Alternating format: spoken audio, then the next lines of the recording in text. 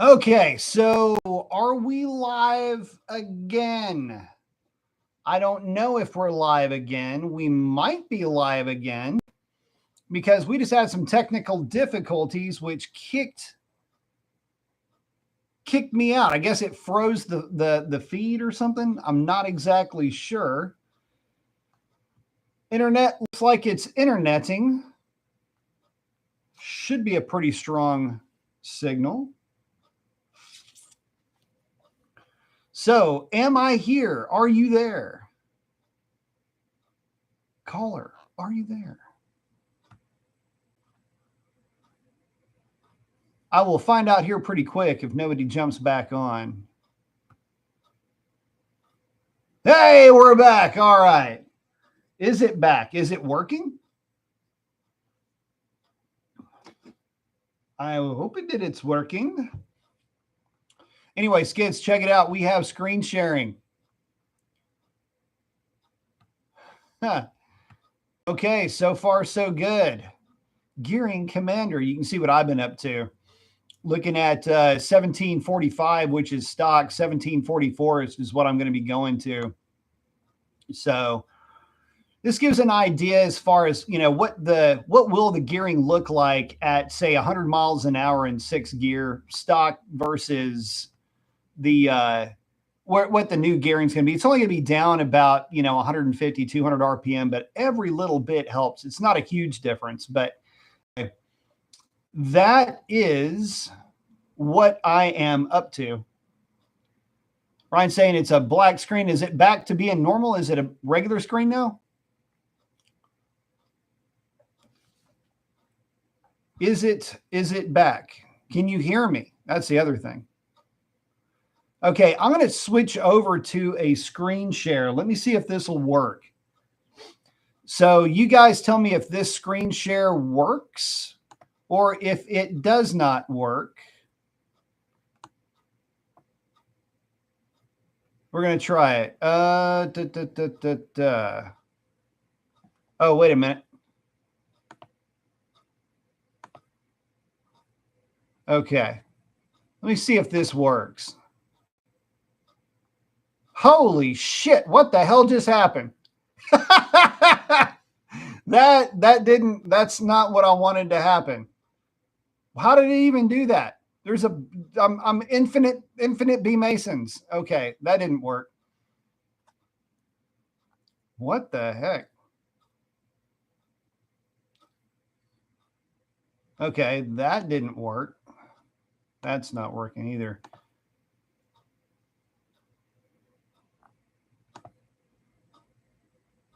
I'm just trying to... none of this crap's working. Okay. I thought that I had something cool going on, and I don't. I'm going to try this one more time.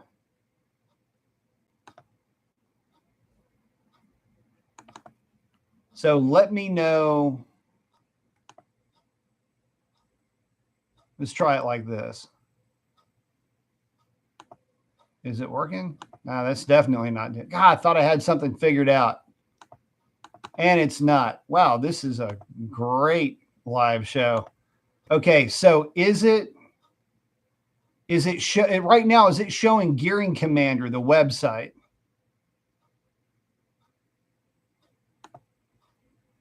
How about now? Is it showing the Gearing Commander thing now? Is it still a blank screen? Because it would be really cool.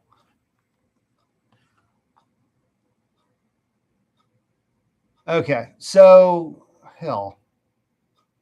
Anyway, this, if you guys can see it, okay, if you can see what I'm looking at now, this is just a still, so I can't go in and manipulate this, but this will give you an idea for what I'm working on, or what I was working on with the bike. So this is the factory gearing where it says stock 1745. It's the front and the rear sprocket. I am moving to a 1744. And this will give you an idea, typical cruise mile per hour at 100 miles an hour, what the difference is going to be with the factory at about 7,400 RPM versus the what it's going to be at just the other side of 7,200 RPM. I'm really not doing it to calm it down under cruise, although it will be about 200 RPM shy. You'd be surprised the difference that 200 RPM can make, though, as far as the bike being a little bit buzzy. It just takes it down just a notch, which is all I'm really looking for. And if it'll do another thing, it'll scoot the back tire back just a hair, which I'm not going to have to change anything as far as the, compression and rebound settings or anything like that. But what it will do is it'll kind of calm it down a little bit in the rear, which it needs. It shouldn't affect preload. I'm going to I might have to put a quarter or a half turn of preload in it. But anyway, this is what I'm up to with that. And then let's see, this might be, okay. So, and this would show you the difference in, here we go. Let's see. This will show you basically top speeds, but speeds at RPM. And so 6th gear at, say, 6,600 RPM, you're looking at basically 90 miles an hour, which is it's kind of a nice RPM to cruise at, that 6,000 to 7,000 RPM. Not that there's a big difference, but a difference nonetheless, and you can definitely feel it. So that's stock at 89. And if you go to the current setup, you bump that over to current, it kicks it up another couple of miles per hour. So basically the way you look at it, it's about a 2% chill factor on that. And that'll be kind of nice. I'm sort of looking forward to that. 67,000 RPM. 6,700, 66 to 60. Yeah. 6 to 7, not 67. I see what you're saying now. Yeah, no, 6 to 7,000 RPM. No, it's not turbine powered. Hopefully this other screen's showing up though. This is pretty cool. This is the other thing I was doing, going through, looking up different part numbers and all this other stuff. See, this is the kind of nerd stuff you get into once you start getting into this kind of stuff. So let me know if that is, let me know if that's showing up. I'm hoping that it is, because a lot of this is, a lot of this is pretty good information, and it's, it's kind of telling once you really start diving into it. So that is what I am up to with that. But now I can do other cool things. Hold on, let me try something here. Just for grins.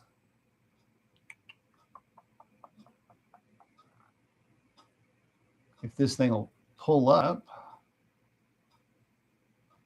God, this is going so slowly now. What is the deal? Hold on just a second, guys. Hang on. Wow, this is going slow. And I'm not plugged in right now to this other deal that I'm trying to pull up for you guys. Oh my God, shut up. Can you hear that in the background? This thing. Let's do this. Let me see if I can find.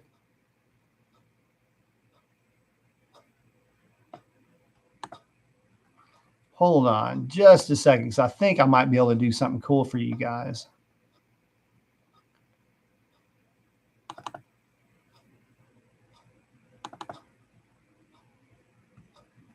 Okay, let's see what happens now.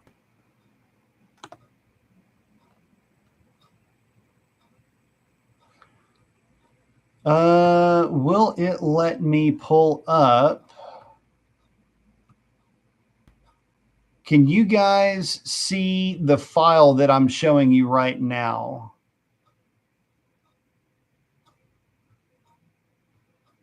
I think it's working now. Okay, can you guys see the file that I'm showing you right now where I'm looking at the HP tuners file? Okay. Okay, cool. So now I can go in, if you guys had a specific tune question, I can just bump out of this, like say, hey, what about transmission? What's going on with torque management? What is, force torque intervention mean? I can come back to you guys and I can go, okay, in this file right here, this is what we're looking at, and do that kind of stuff too. At some point, I might want to do that. Anyway, this is just how much torque it is. So Dodge is the exact polar opposite of Ford when it comes to this. In Ford, you throw all of, you just like you throw numbers at it. In Dodge, you take numbers away. It's just, God, Dodge is so weird. It's all very Mercedes-Benz-ish. If you can tune Mopar, you can tune a Mercedes. Anyway, lots of interesting stuff in as well. But it's kind of neat that I'm just now figured this out. I was going, what in the world's going on? What is this entire screen thing? Oh, this is the one that went absolutely like all acid trip, I think. Wasn't it? Maybe it wasn't. All right, let's cancel that because whatever that is isn't working anyway. So yeah, that's what I got going on. Other than just now discovering a screen share thing, which I didn't even realize I had. But this is kind of cool because this will allow me to pull up, while I'm talking about things, I can pull up different bikes and different cars and stuff like that. And that's always cool to be able to show visuals instead of just, having me sitting here yammering on. So I can have some stuff pulled up and then reference that while we're chatting, which is very cool. Oh, Skid's got his ticket for Supercross. Very nice. So anyway, guys, that's what's going on. The ECU goes back out for tuning. I may be or may not be doing a pair mod on that thing. Oh, the Hawk 11. Holy shit. Yes, hold please. So guys, this is the bike that I have been absolutely losing my mind over and why this thing is not part of what we have here in the States. Hold on. I don't think I did that right. Okay. Can y'all see this? Can y'all see this bike? I need to make sure that you guys can see what it is that I'm looking at. Skid saying, you're welcome. Okay, so guys, this is one of the bikes that we don't have access to. Oh, dude, I'm gonna be able to do a whole show with this. Okay, so the Hawk 11. For you guys that aren't in the know, this particular motorcycle here is, hold on, let me get this over here a little bit, get some images. This freaking thing of beauty right here is a motorcycle that we don't get here in the States. And it is a travesty, the likes of which I don't even know. I can't even put it into words. Anyway, this is a motorcycle that is based on, and this is Harley Davidson, by the way. Listen up, please, because this is literally writing the book for you. And this is part of what I wanted to do.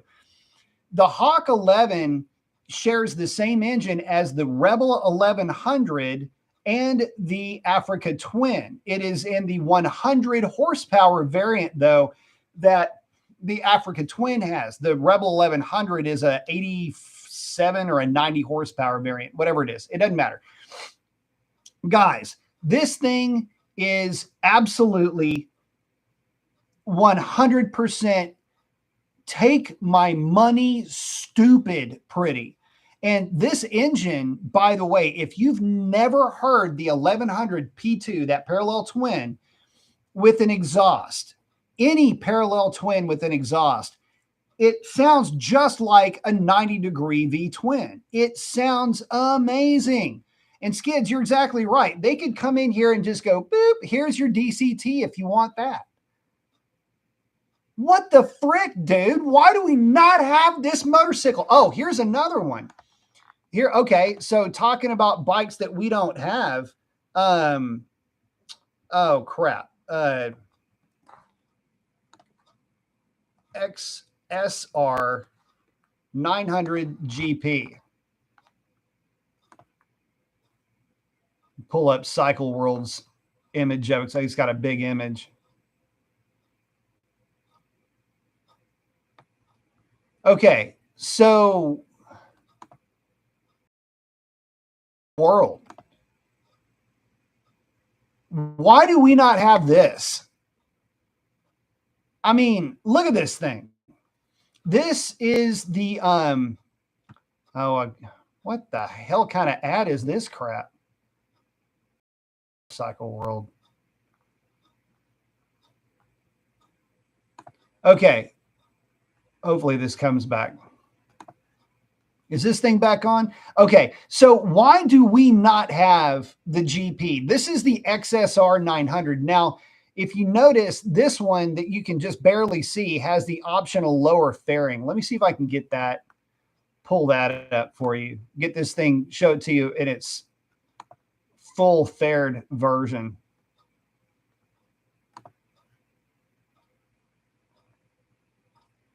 Well, there's Moto Bob's bike. Let's see. Let's see if I can just get one of the bike. Oh my God, it's such a good looking thing. So anyway, this is that bike. This is that full fairing on it, the belly pan. I would absolutely rip that thing. So this thing is it's an XSR 900 with a body kit. But anyway, where I was going with the Hawk. So let's get back to the Hawk because I didn't finish my thought on this. Here we go. I think I'm back on the Hawk. Am I back on the Hawk? Look, if this thing is ridiculous because just like the Harley Davidson, this engine powers, well, the Harley, okay, so you've got the Pan America. I'm getting way ahead of myself. You got the Pan America, which is an adventure bike. This engine powers an adventure bike. It also powers a cruiser. So does the 1200. The 1200 powers the Sportster S. Harley, bring back the cafe variant of the Sportster, call it whatever you want, and make it do this right here. Make it look like that. It's already got 150 horsepower. Leave it 150 horsepower. This bike here is 100 horsepower. Harley, you've got 150 horsepower, 1200 cc V-twin that you could make this bike out of. That's the bike that would put me back on a Harley. I mean, bam, like that. I mean, I would be stupid fast. So yeah, I'm just saying, if damn, this is killing it right here. I cannot believe we don't get this bike. But yeah, that's the Hawk. But then you have the XSR 900, which, I mean, this thing is criminally good. The people that have ridden it, you know, they'll keep telling you over and over and over again just how good of a bike this is. Got a shot of this cat having a little bit of fun on it. I mean, damn, dude, this is just such a good looking. I cannot believe we don't have this. And here's the thing that just sucks the most is how much it costs to convert an X. Oh, wait, here's another image of it. Hang on. Yeah, look at this one. Golly. I mean, this thing is just take my freaking, please, good looking. Look at that. Anyway, But there's so many cool bikes that are out there that we don't get. Those are just the two. But I mean, dang, if you go on like Honda of Japan's website is littered with bikes that I mean, I would love to have. I mean, just awesome looking bikes, but so is this. Look, I'll take it a step further. This is proper use of a 120 horsepower engine. And they're light too. This thing doesn't weigh, this thing probably weighs as much or less than the R9. This is the proper use of 120 horsepower. The R9 to me is doing everyone a disservice in that it's not 140 or 150 horsepower. To be a middleweight, a super middleweight at that, you need 140 to 150. And it needs to be about 420 pounds full of fluids.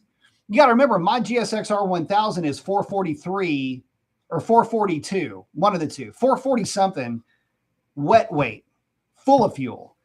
The middleweights are, you need to be about 20 or 30 pounds lighter than the 1000cc variants. They're going to have about an inch or two shorter wheelbase. And so there's a lot of reasons behind that. But anyway, that's would be so good.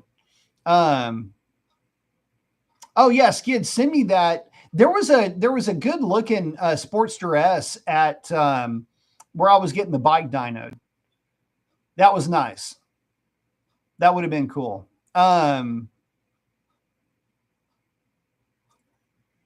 Let's see. Sam's saying Crichton CR700. Let's see if I can find that one.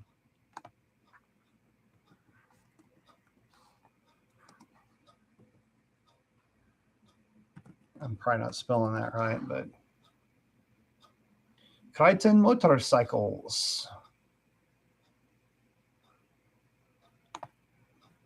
This thing will load. Here we go. Yeah, look at that thing.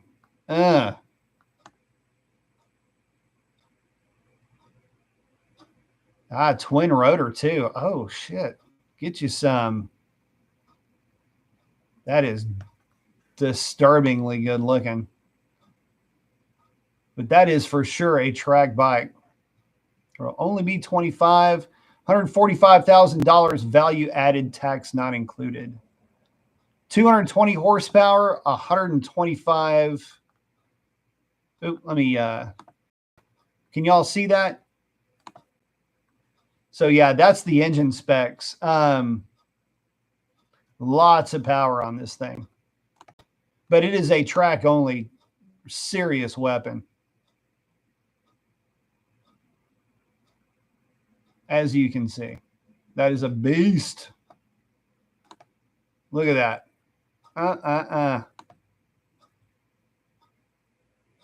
That thing would be a ripper. Look at the, wonder what gear ratios it's got. Did it say what the RPM band or RPM range was, or just say, nah, it just had power. 105 foot-pounds at 9,500 RPM. Yeah, that's pretty good stuff. That's a lot of poke. But it should be for the price. Holy God. Mason Law, British Super Sport rider. Can y'all see that?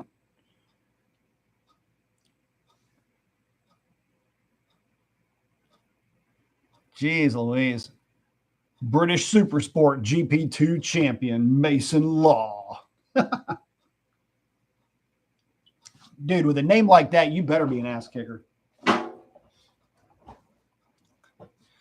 Yeah, that thing would be pretty nasty. But, you know, as far as, you know, what bikes are coming up, I mean, we've talked about this before on the show, but it's just been, it is, oh my gosh, man, the R9 is going to be the only super middleweight that I think most people are going to buy.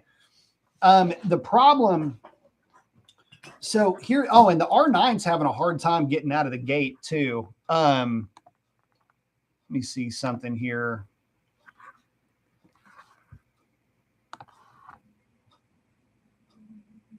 Let's see what Cycle World had on that. This was in October. So here's the problem with the R9. And it's a real problem for a lot of us in the Cycleverse. If you're watching this, I think you'll be able to understand pretty quickly what I'm about to say. So we're going to share this tab instead. Oh, it didn't do it. There we go. Can y'all see that? Is it showing the R9 on the screen right now? Did I do that right? I hope I did that right. Okay, so here's the problem with the R9. If you look at this image of that bike, now you have to remember that this image that you're looking at is kind of the race prepped version of that bike. Not that it really should matter too much. But what you're looking at here is a bike that is, damn, is it good looking, and it looks the part. I mean, I love the Cyclops headlight. I love that recessed on that bike a lot. Look at that. I mean, the street versions are just so good looking. You got your blue, but you got your old school race red and white, which I really like that combination a lot. A black is in there. I mean, look at that thing. Can y'all see that? When I'm scrolling enough, let me ask you this, because this is kind of a test run. Can y'all see the screen when I'm scrolling through, or can you only see the screen when I pop back on? I need to know that. Anyway, it should be showing the black bike. Now, that thing is just a really good looking machine. Although I gotta say, this muffler setup, that's going to be a real problem, I think, for a lot of folks. That's going to get swapped out pretty quickly.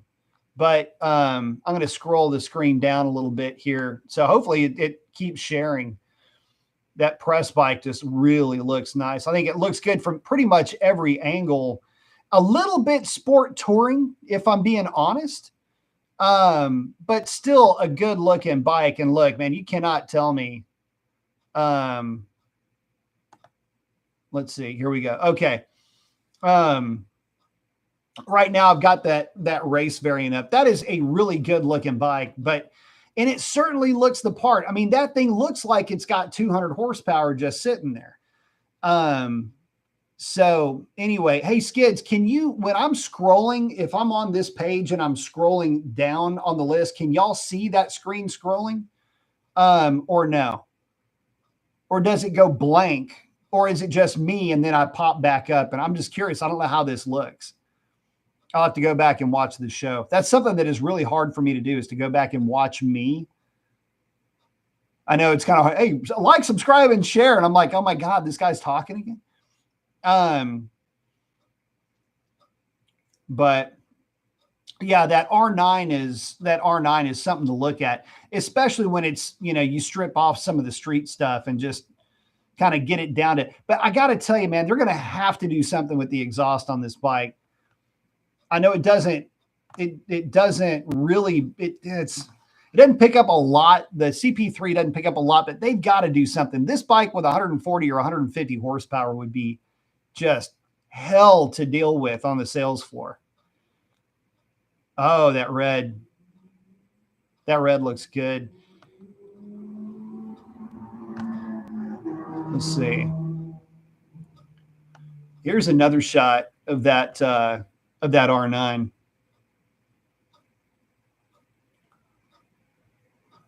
Okay, so Lime, you're seeing the scrolling. Okay, cool. Make sure I skip these ads. So cool. If you're seeing the scrolling, that's a good thing. Anyway, here's another shot of that bike. I mean, I cannot.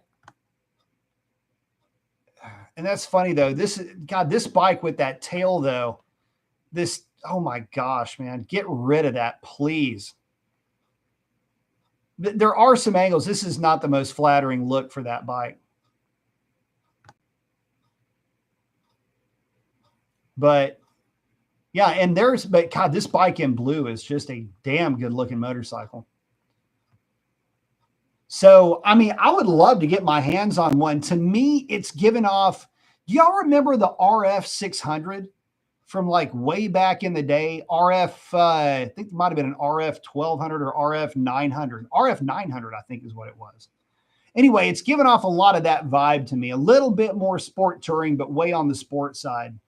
And I guess I'm getting a lot of that just by looking at that rider triangle. Not as aggressive. Typically, this would be up to right about here.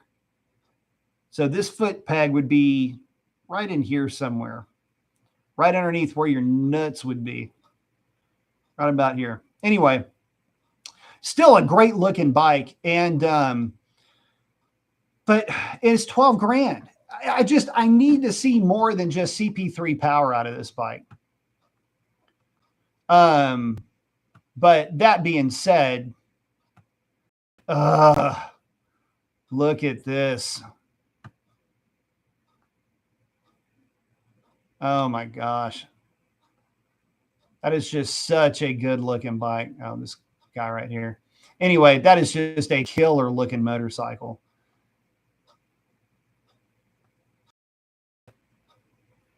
But it's just so expensive to try to do a conversion.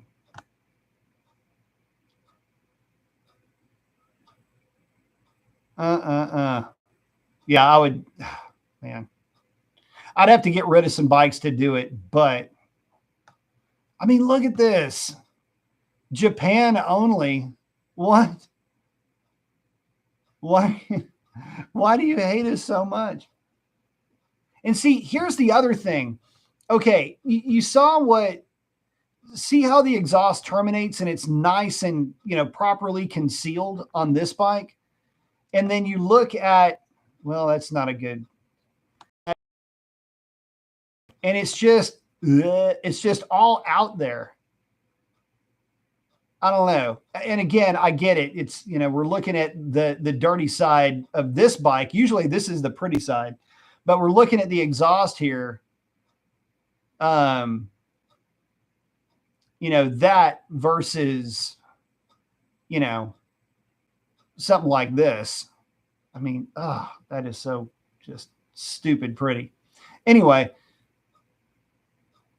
take all my money. It's even got the fairing brace. Yeah, that would be me. This is me right here on that bike. Golly. That's me on pretty much every bike. Anyway, not that I'm any good at it. It's just kind of a position I end up in.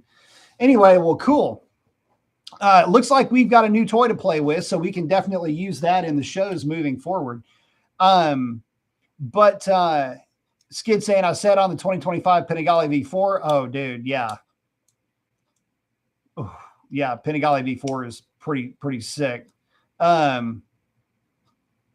Sam's liking the Norton F1, the rotor bikes. Man, I tell you what a weird opportunity to not have had rotary powered bikes. You would have thought that would have been a match made in heaven for motorcycles. But it's the lip seal, the seal on the end of the Dorito that I think they just never really could get right. Or it necessitates more frequent rebuilds. And you know what? Some guys that doesn't bother them. It could be, about every 10,000 miles, you got to pop the case and, pull the Dorito out and put new seals on it. It couldn't be any harder than doing valve adjustments, right? I mean, I wouldn't think they would have to make it to where it's serviceable, easily serviceable, but that shouldn't be a problem on a rotary. So, Skids, would you look at that? Would you just look at that? But yeah, any of the older stuff is cool too. But man, that Hawk, dude, what is up? Why? Let me see if I can get a better shot of this bike. Hang on. Let me just scroll over here. It's just such a good looking, and it's an honest looking bike too. Here's one. Hold on. Let me get back to sharing here.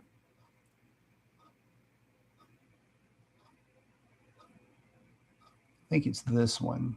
Yeah. Okay, so this bike here, this was their press bike, apparently.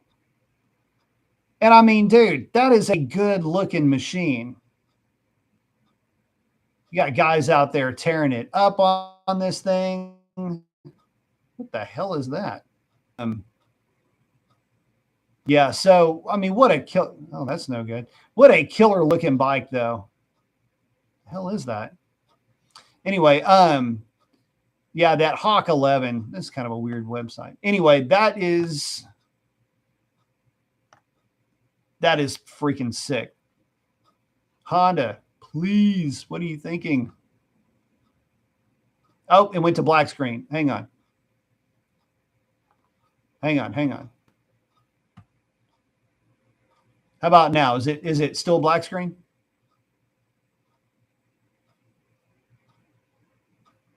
Skid saying, pull a Dorito. Ducati saying, no big deal.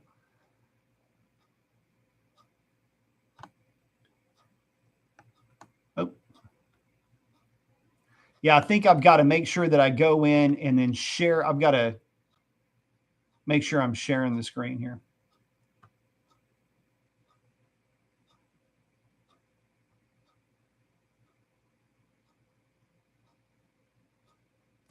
DM saying, when's the last time we looked at cars like this? Never. Dude, here's the problem. And I'm loving this because I'm gonna be able to use this now for the live show, and it's gonna make it even more fun for me. What cars? I'm not even thinking about cars anymore, guys. I know that. I mean, this is getting. I mean, we didn't really have a topic tonight anyway, so what's the difference? But I don't even think about car stuff anymore. I'll be real honest with you. I will still have guys that will reach out for like a peer review for a tune. I still get guys that that will that'll camshaft stuff. But it shops, and I quit working with individuals. That's the other thing that I did do is I've been telling guys, nope, not going to do it, because here's the thing. They would get with me. I would talk to them about their combination. They would get with their tuner guy or whatever. They would put the car together and then take credit for my combination. Now, I didn't do the work and I didn't do anything. I'm telling them how to put it together, what parts to buy and all this other shit. But some other shop gets paid to do it. And I'm just over here going, I got nothing for this. So I've got so much data and so much data. I've got so much content out there on car stuff and what to do and how to do it. I'm so bored with it. But the bike stuff, man, there's always something really cool out there for bikes. And just like DM says, it's attainable. I mean, look, I've got a GSXR 1000. I've always wanted a GSXR 1000. I got a GSXR 1000 and I'm not going broke to have it. I get to experience a performance level and a fun factor that, I mean, you just can't, you can't, I can't really describe it. But then I can have my Bonneville. And my Bonneville, it makes me a completely different kind of happy. I'm like a dumb happy. And then I get on my dad's bike, the Daytona. And that's a different kind of fun. And then, and then that turns into, well, even the Thunderbird, oddly enough. But then that's turned into me being able to ride the Pan America. And then I get to ride the Royal Enfield. Who'd have thought I'd ever fall in love with a bike like that, right? But I did, and I have. The weirdest thing is that I didn't buy the green one, and it sold the very next week. That bike was gone. I was bummed to see it go. I was bummed to see it go, but I was kind of glad to see it go, because if it went, it means that I wouldn't be like forced to, adopt it.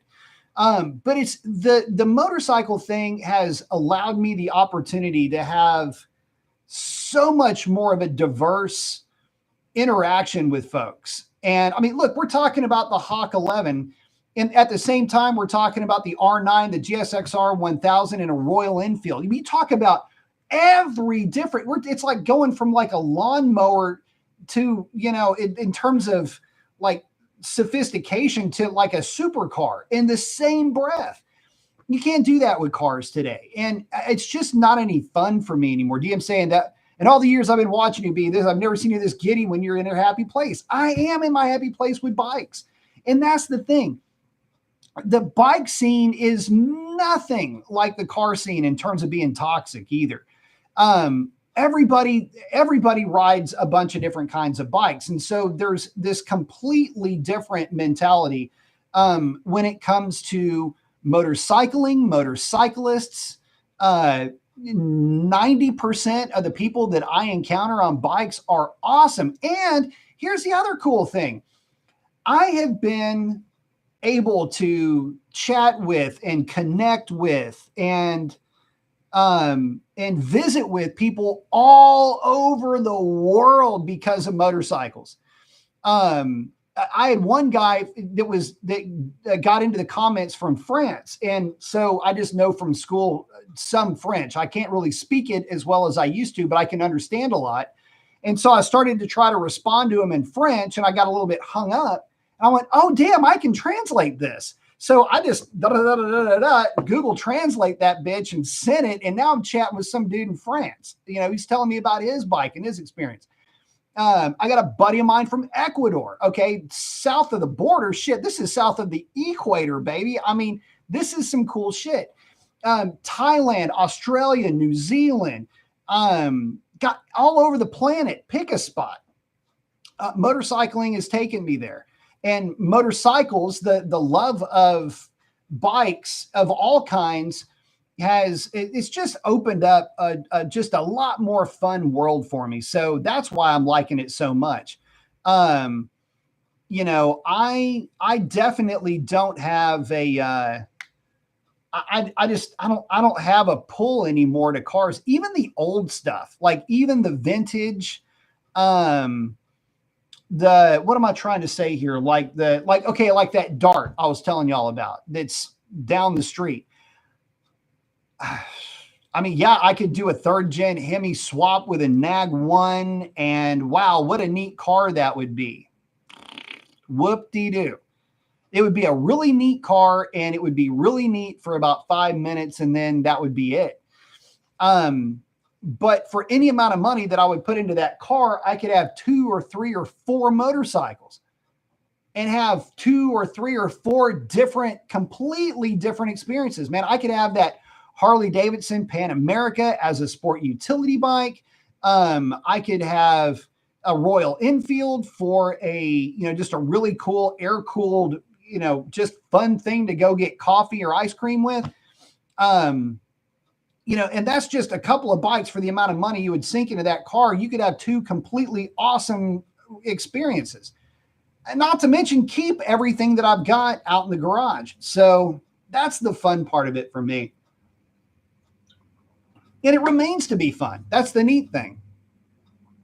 It's good saying him and his friends lead Harley Davidson, but definitely look down on other brands. I love all motorcycles as long as they use internal combustion engines, for sure on that. See, we all get excited over things on 2 wheels. They're so much fun. Guys, I even get stupid over like the Ruckus scooter and the Dax and the Monkey and, even the Grom, just fun, even the small stuff, man. I love you. I'm so into it, man. I just can't get enough of it. Skid saying, great point. We'd rather have multiple motorcycles. Absolutely. And that's the other thing, man. Like I say, I get to have the opportunity to have all these different really cool motoring experiences that, a lot of folks I'm just blessed to be able to do it and be able to bring this stuff to you. And, so before I wrap up the show, yes, I am going to be talking to Stubbs probably tomorrow, I guess. Anyway, at some point, probably tomorrow, to try to get a menu of the bikes to test. I'm going to try to get that knocked out if I can next week. So we'll see. I want to try to get at least 1, if not 2, done in February, because